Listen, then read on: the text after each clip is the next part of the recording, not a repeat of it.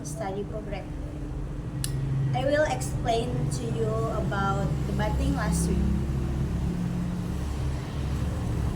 The first motion, the council believed that online teaching and learning activity should be extended from 2025 onwards.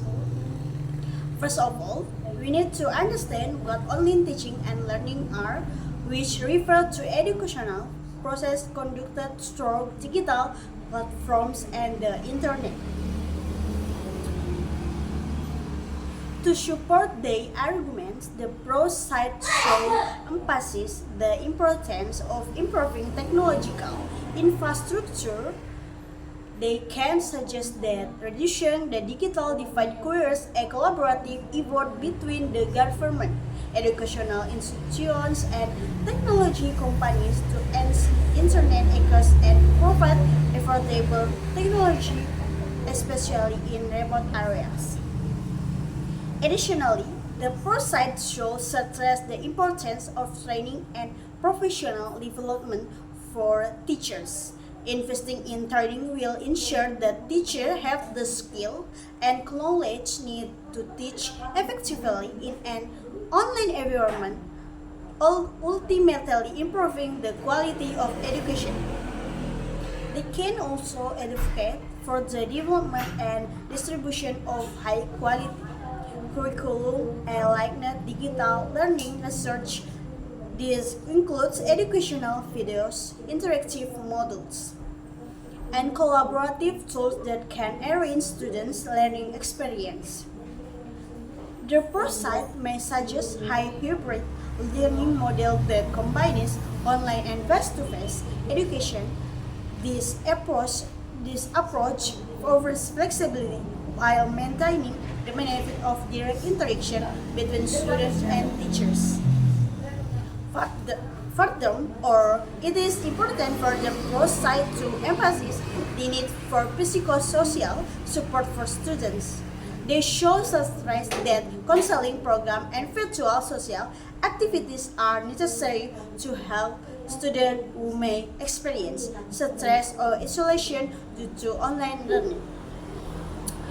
The second team opposition. The con side should focus on the issues of the existing digital divide. They can highlight that not all students have equal access to technology and the internet, and extending online learning without addressing these issues could worsen educational inequality. Data case studies on unequal access to technology would support this argument. They should also emphasize the importance of social interaction and face-to-face learning for students' social and emotional development. By using concrete example of the benefits of physical classroom settings, they can demonstrate of direct interaction with teachers and peers is crucial for students' growth and development. The con sides can raise concerns about the quality of online teaching. They can argue that not all teachers have the skills or research to teach effectively in an online environment, leading to significant variation in teaching quality. Research or surveys showing difference in learning outcomes between online and face-to-face class could strengthen this argument. Mental health issues could also be focal point for the con side. They can argue that long-term online learning might lead to social isolation, stress, and mental fatigue for students. Studies or data on increased mental health issues due to online learning could be used to support this argument. As an alternative, the con side could propose solution other than extending online learning.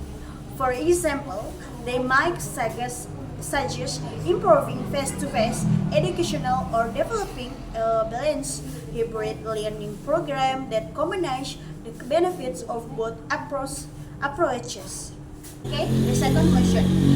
The council support the movement of graduate and world-class University for the Independence of the State of Palestine. Team government.